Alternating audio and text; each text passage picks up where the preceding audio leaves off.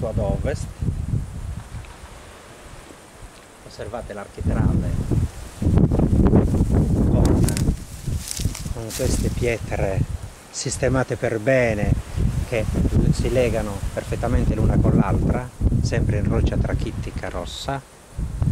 Quest'ombra che vedete, questa profondità, è data dallo spessore della muratura, ed è questo, fra l'altro, il punto esatto dove vennero rinvenuti durante la campagna di scavi del Moravetti una decina di vasi.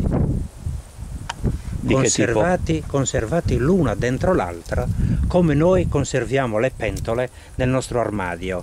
Una pentola più piccola dentro una più grande e così via. Anche qui, in questo sito, Alberto Moravetti ebbe la fortuna proprio di fare questo rinvenimento eccezionale, appartenenti alla cultura di Monte Claro.